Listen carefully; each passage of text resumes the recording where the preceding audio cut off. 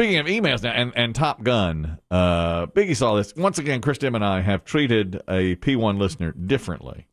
We were talking about Top Gun last week and that volleyball scene, playing with the boys, which we just had another great factoid on. And a P1 listener wrote a long email. I mean, I don't know how somebody has that much time to write, just on and on and on. And he's like, if you bunch of pansies don't stop watching shirtless guys play volleyball and this and that. Oh, no, sexuals. He kept saying that. And I thought, why would anyone think that song has anything to do with homosexuality? Why would anyone think that? So, he's on and on. I got up and left when that song started here. So he's on and on and on and on. So I write him back and say, oh my gosh, can I take you to lunch? Because he said he was going to stop listening.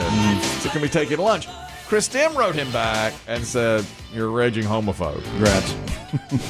Add that to your resume. As soon as he wrote, you're a raging homophobe, this guy came back with a double long letter on why he's not a homophobe. Which only proves you are. Look, I would never have sex with a man except in prison. Or on a desert island. Or anymore. Or on the moon, but that's it.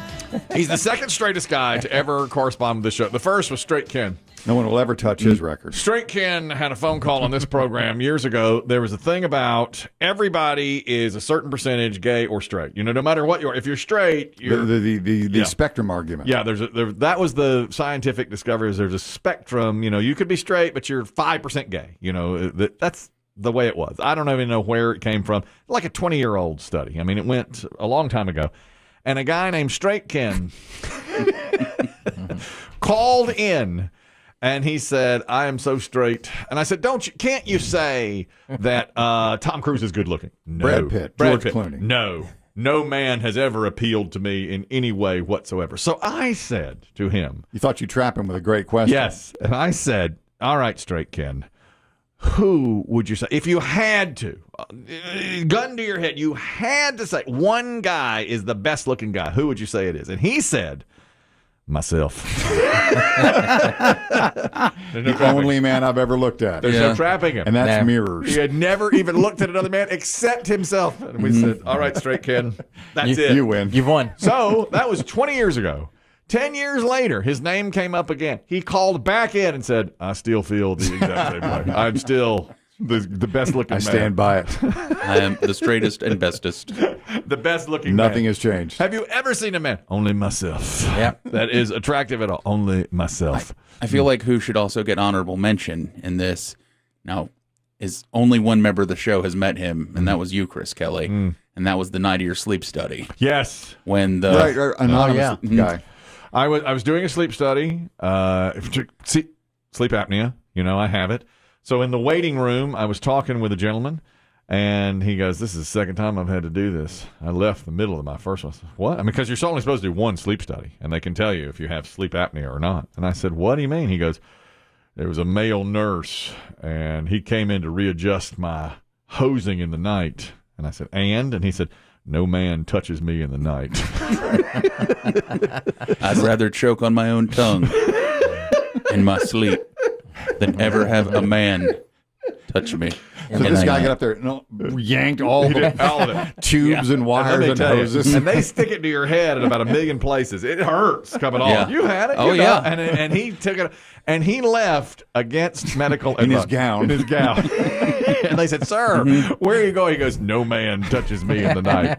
And left. And he left. So he was back. Yeah. In his gown. He was back a second time. We were sitting there in the waiting room, and I said, boy, I hope you get a female nurse.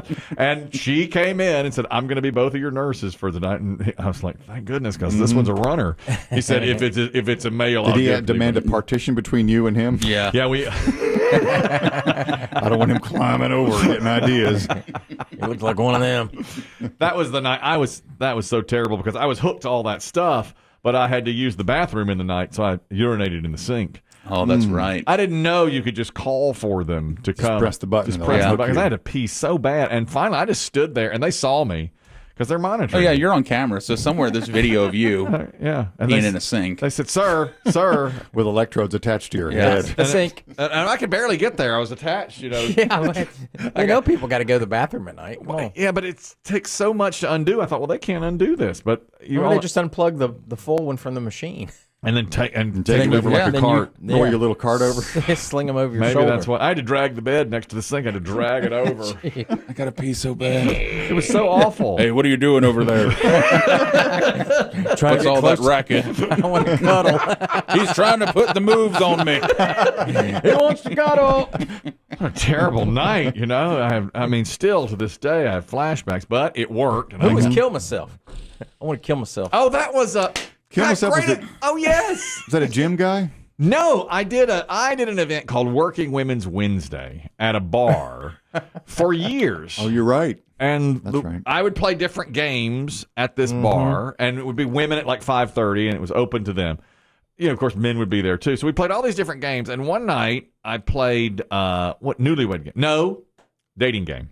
So we had one available woman and a partition up and 3 bachelors, and she had to choose who she would go out on a date with. We had free meal or something for them and movies, and they had to answer questions. So my question, last question, was to one of the bachelors, and I said, Bachelor number 3, if you had to be intimate, romantic with one of the other 2 bachelors, which one would you choose? Whoa. And the whole crowd went crazy. I mean, the whole crowd was like, what? No. He went there. And everybody laughed. Give me another sex on the beach. And This is going to be good. Fuzzy navels all around. I don't think the Cosmo had been invented No, yet. there was no Cosmo yet. And the guy said, next question. And I said, I'm sorry, that's the last question. He's like, I cannot answer. I said, you must answer the question. And he said, kill myself. Good old Bachelor number 3. Yeah. Put him in a no-win situation. If you had to be intimate sexually with Bachelor 1 or 2, and then those 2 were like, no. But Bachelor number 3 got the question. Kill myself. Kill myself. Those are the 3 straightest men that you'll find. That's it. What if it winds up all along it was the same person? Wow. Straight He kid. was straight Ken in It's all these straight places. He just keeps all of those intersecting with us. That's right. He weaves his way through your life. Yes. They keep trying to get me to switch sides.